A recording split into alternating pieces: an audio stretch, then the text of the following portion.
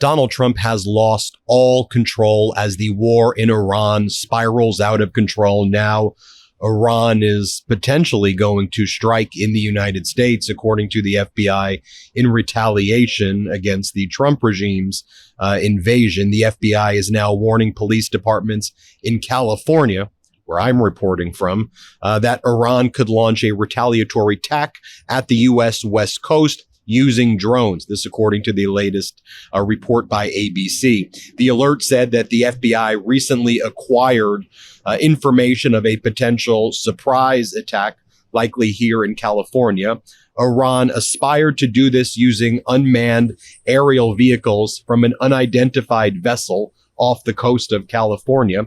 Targets are unspecified, but they are expected to be in California. A spokeswoman for the FBI office in Los Angeles declined to comment. This as oil prices are now up over 6% today. So Donald Trump is in Cincinnati right now, and he was asked about the war, the fact that it's spiraling out of control, the fact that oil prices are surging, the fact that we're learning more about the men and women and the people of our armed services who are put in harm's way, the service members who have been seriously wounded and injured. Here's what Donald Trump responded to Peter Doocy of State Regime Media, which calls itself Fox, when he asked Donald Trump, you said it's an excursion, but you're saying it's in a war. So is it an excursion or a war, Donald? Watch what he had to say. Here, play this clip. Appreciation is great. When you're expensing, everyone loves it. And we did a little excursion. We had to take this little few weeks of excursion, but it's been incredible. Our military is unbelievable, the job they're doing. I would say, to put it mildly, way ahead of schedule. We've knocked out their Navy, their military in all forms. We've knocked out just about everything there is, including their leadership. Twice. We knocked out twice their leadership, and now they have a new group coming up. Let's see what happens to them. Now, in addition, Iran is saying that they are switching from reciprocal hits to continuous strikes, and they're warning that they will drive oil prices up to $200 per barrel, according to Reuters. Details include the following. Iran says that the U.S. will not be able to control oil prices. They said, we won't allow even 1 liter of oil to reach the U.S., Israel, and its partners. Now, Iran is actually exporting more oil than ever itself right now, while preventing all the other countries from doing so without getting permission. Any vessel or tanker bound to them will be a legitimate target, Iran says, and they appear to be shifting their military strategy as oil prices have temporarily declined, although, as I mentioned, they're back up again based on everything that we are seeing today. You should also note that there were 3 major incidences in the Strait of Hormuz where cargo ships that did not get Iran permission were struck by the Iran Navy. And these 3 shipping boats were seriously damaged by Iran. Also, in Oman, their main oil depot there was hit as well by an Iranian drone. Show you that in a moment. Very serious things that are happening right now. But Donald Trump went on social media this morning to post the following. The Supreme Court really messed this up badly. I guess he's sharing text messages between himself and Senator Mike Lee. Donald Trump posting, Trump right to revisit the 2020 elections. Donald Trump also posting photographs of Harvard's history department chair, and Donald Trump saying that this individual should not be hired. She is a misfit. So while all these very serious things are going on, this is what Donald Trump is posting, contrasted to what the Iranian Revolutionary Guard Corps Navy chief is saying. Were ships assured they could pass through the Strait of Hormuz? Ask the crews of the ships, the Maori Nari, the Express Rome, and the others today that trusted empty promises, ignored warnings, and intended to pass through the strait. They were caught. So moments ago, when Donald Trump was flying out to Cincinnati, he held a press conference where he told CEOs, keep doing it, try to get through the Strait of Hormuz, and then Iran has been able to strike those ships. But here's what Donald Trump said. Here, play this clip. How do you respond to that? Are you talking to the CEOs of various oil companies encouraging them to use the Strait of Hormuz. Yeah, I think they should.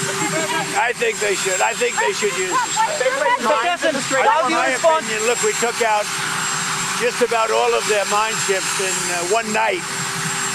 We're up to boat number 60. I didn't realize that big a Navy. I would say it was big and ineffective. But every one of their ships, just about all of their Navy is gone. Bottom of the sea. President, how do you respond? Mr. President, how laid any mines in the Strait of Hormuz? We don't think so. And Donald Trump in this presser also says that America should stop doing trading with Spain. We're gonna stop doing any trade with Spain. Okay, here, play this clip. Who? Spain. No, they're not. I think they're not cooperating at all. Spain, I think they've been very bad. Very bad. Not good at all. We may cut off trade with Spain. You guys all trade with them? I don't know what Spain's doing. They've been very bad to NATO. They get protected. They don't want to pay their fair share. And they've been that way for many years, actually. Donald Trump is asked about the new report from our military, which shows that, yes, indeed, as we've been reporting, the United States struck the elementary school in Iran and killed 150 little girls and more people. So what do you say about your own military report, Donald? He's like, I don't know anything about that. Here, play this clip. The report shows, a new report says that the military investigation has found that the United States struck the school in Iran. As Commander-in-Chief, do you take responsibility for that? That is what? As Commander-in-Chief, do you... For what? For the strike on the school in Iran. A new report says the military investigation has found it was the United States that struck the school. I don't know about it. And then a reporter asked Donald, can you declare victory even if the new Ayatollah Monjabi remains in place? And Trump's like, I can't answer any questions like that. Okay, play the clip. Can you declare victory in this war if the supreme leader remains the Ayatollah's son? I don't want to comment on that. I don't want to comment. But I will tell you, I just spoke with various countries, the leaders of various countries. You'll have a list. And they said they've never seen anything like it. We have, and I built it during my first term, and I used it. I didn't realize I was going to use it this much, but we have the greatest military in the world by far. Nobody's close. Now, while that's all going on, the U.S. Navy is actually refusing the near daily requests from oil and shipping industries for military escorts through the Strait of Hormuz since the start of Operation Epic Fury. So Trump's saying, do it, we're protecting you, but in reality, there is no protection. Let me show you right here. You can see for yourself this drone strike that hit the Oman Salalah port. That's the main oil depot, the main oil rig that exists in Oman. Several drones struck the fuel storage tanks at the port of Salal in southern Oman, according to Omani security sources. Just watch the video for yourself of what went down. Here's just more footage that shows the massive fire after Iranian drones struck Oman's largest oil depot. We'll take a look right here. What's going on in northern Israel right now. Hezbollah just fired 100 rockets at once in northern Israel. You can see the situation right here in northern Israel amid the Hezbollah missile attacks. Just look at what you're seeing right now, the massive barrage right now. There's also some expectations that Hezbollah, the Houthis, in Yemen are also going to get more involved and try to shut down any transport of oil in the Red Sea, right? So you have the Persian Gulf area, the Strait of Hormuz, that's basically shut down. What about the Red Sea area? I think the Houthis are going to try to shut that down as well. As Iran said, our goal, make sure oil's over $200 a barrel. Trump is asked, are you willing to withdraw the U.S. from Iran, even if we don't stop the enrichment of the uranium, which you promised occurred last time? Here's what Donald Trump said. Let's play this clip. Mr. President, are you willing to withdraw the U.S. from Iran, even if they have not turned over and allowed the U.S. to seize their remaining uranium? I'm not going to answer that, but we have hit them harder than virtually any country in history has been hit. And we're not finished yet. Now, Here's what the president of Iran put out moments ago, put out a message that he's talking to the leaders of Russia and Pakistan, reaffirming Iran's commitment to peace in the region. That's the statement. But the part for you to realize is that he's speaking with Russia and Pakistan, and they're allied with Russia, even though Donald Trump is trying to suck up to Putin. The only way to end this war ignited by the Zionist regime in the U.S., the president of Iran, Pezeshkian, says, is recognizing Iran's legitimate rights, payment of reparations, and firm international guarantees against future aggressions. In other words, this war is not ending anytime soon. Meanwhile, the national average price of diesel in the U.S. has reached $4.81 per gallon, its highest level since December 15, 2022. Earlier in the day, I spoke with Democratic Congressmember Raja Krishnamoorthi about everything that's going on. Let's bring in that interview with Congressmember Krishnamoorthi. I want to bring in Democratic Congressmember Raja Krishnamoorthi right now. It seems yet again that not only has Trump lied about what's going on in Iran, what's going on internationally, but with all things Trump, it seems far worse than even what many people expected. Worst case scenarios are, we're learning about Iran now putting these mines throughout the Strait of Hormuz. We're learning about Reuters exclusive that there could be as many as 150 of our troops injured, wounded, maybe even more than that. These are normally things, Congressman, that in press conferences, even where we disagree with administrations, they would explain to us these things. And what we've just been seeing, whether it's Trump or Hegseth or Caroline Leavitt, is this propaganda. And I said this on the show last night. It's not even good propaganda. And all propaganda to me is not good. Let me be clear. But it's like, it's so obviously like comic book level junk stuff that it's like, it's gross, I guess is what I'm trying to say, Congressman. What do you make of it all? I think that's a good characterization. I think that we're kind of in this kind of situation where obviously this was an illegal, unconstitutional war. And the reason why Trump did not come to Congress and the people as he should have is because he didn't have answers to basic questions. And he couldn't make a case for why it was time to strike Iran. There's no clear objective. One day it's regime change. Well, turns out the regime is actually getting worse. Another day it's about obliterating the nuclear weapons program, which we supposedly obliterated last summer, and which is, to my knowledge, without giving away classified details, is very much in existence even today. And I wouldn't be surprised if they were accelerating. And we don't have a timeline. We don't have an exit strategy. All we know are the costs, and they're trying to mask the costs, as you said. They're not allowing us full transparency into the number of injured. We know 7 have been killed. We do know one thing. We know the economic costs. And here in the Chicago area, we're seeing gas prices go up by 50 to 90 cents per gallon in 1 week. And there's no end in sight right now. And, Trump keeps saying this is going to end very soon. Well, guess what, Mr. President? The Iranians have a say in that as well, unfortunately. And I'm not sure what their intentions are, but they're wreaking havoc throughout the Middle East today. One of the things that we've seen as well is I looked at the UAE interceptor efficacy, and the amount of Iranian drones that are getting through now, specifically today as we're recording this, is like 20%, 25%, significantly higher. You look at the chart, and today is very different from these other days. And so it seems also that it's exposed, this war, massive defects in the way the entire American military has been built. And frankly, rather than observing what's been happening in Ukraine, especially when Zelensky said, let me help you, Trump, get we have the technology. Here's how you deal with the drones. And Trump was like, no. But we have all these weapons that cost billions of dollars, and we're using billions of dollars to strike at $20,000 drones, and we're depleting these resources.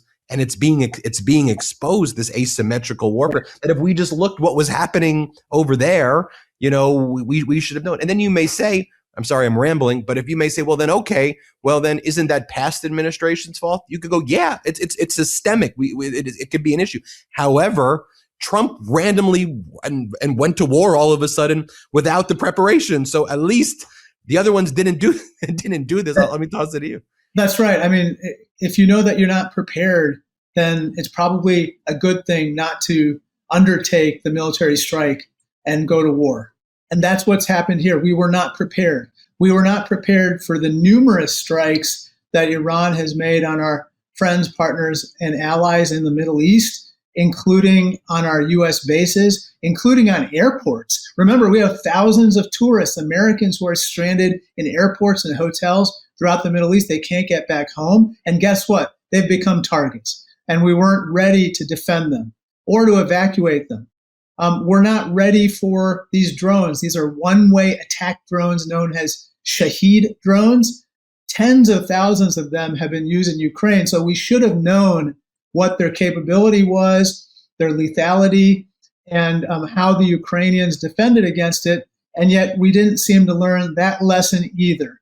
And now we're in a situation where they have thousands of these drones left. They have thousands of ballistic missiles left, including ones where they can put a 1-ton warhead on those ballistic missiles, which they haven't done yet. And so it's basically adding up to me, an unmitigated disaster. Epic fury has become epic failure. And at this point, I think, I think we should adopt the War Powers Resolution again. I think more Republicans will consider joining, and we gotta end these hostilities. The part that shouldn't amaze me anymore, it's just when I observe these Trump press conferences or when I see his social media posts, I see the behavior. I mean, yesterday he was posting Trump prophecies, and it's someone saying, and the trumpet said, let God rain down and make Donald Trump. It's like some crazy stuff. And I'm watching him at the press conference joking about striking defenseless ships that were leaving parades in India, and saying, we got him, ha ha ha, we're going to rain down death. Or, and then he pivots to just saying, making noises and it's strange. I don't get how anybody observes this behavior that we watch, just the way he can't speak in sentences and just say, yeah, this is the guy who, it's obvious to me, in my opinion, that we've got a guy with dementia or something very serious going on doing this. It's obvious. It's like red alert. And people are like, well, you can't say that. I'm like, what else am I observing right now? Right. Stop gaslighting me. That's exactly right. And I think, look, we have an unserious man for a serious job. We knew that. We just didn't necessarily anticipate so many military adventures for a guy who promised to his base that he would not enter into any more endless wars or military excursions. Now we've seen, I think, 8 countries, maybe I've gotten the number wrong, 8 countries where he has either entered into war or has bombed them or, taken away their leader. And I think this is not what even I think the MAGA base wanted. And you're seeing people like Tucker Carlson and, of course, Marjorie Taylor Greene and others make an uproar about this, as they should. And I think it's going to split his base. And it's evident to me. I have not yet met just an average person on the street who said, hey, don't deal with the pressing economic challenges that I'm facing, such as I can't afford my groceries or my rent, or I can't afford to buy a home or get childcare, healthcare, or an education for my kids. Let's go bomb Iran. Let's do that instead. I have not yet met that person. Right. And I think you've met the person who says, well, it's because they're covering up the Epstein files and because things are so bad here that they want to change the conversation 100%. By doing the neocon thing on steroids. I don't even think the neocons could dream of this. This is like, I don't want to go there, but it's worse than even the worst of the worst neocon as a way to distract from the domestic conversations. Now you're running for the United States Senate seat. That primary is actually coming up pretty soon in Illinois. But the domestic issues are what's top on people's minds. So before we go, talk to us about that, because you're seeing people all across Illinois and what they're going through right now. Yeah, I mean, look, I'm regularly hearing from people about gas prices right now. I'm regularly hearing from people about utility costs rising, not being able to afford rent or buying a home. I'm hearing from people who talk about their health care going away because of these Medicaid cuts or the ACA tax credits not being extended by Trump. And so you're absolutely right. He's distracting attention from these issues because he knows that he's on very, very poor ground on those domestic issues. The problem for him is they get worse the more he distracts attention and doesn't really address them. They don't get better. And I think that my Republican colleagues are sensing that, are feeling that. And, I'm not sure what they're going to do about it with their president, but certainly we Democrats have to stand up on principle against this war, against, what's happening in numerous places around the world, thanks to this president. And we have to stand up for our working families here. Congressman, where can people learn about your Senate campaign?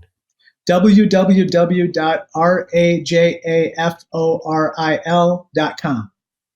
Congressman Roger Krishnamoorthi. He's been with the MeidasTouch since really day 300,000 subscribers. Before I was able to book a lot of guests, Congressman Krishnamoorthi said, "I want to be on that show," and I said, "Great to be on." So, I'm an angel investor. I love it. Emotionally.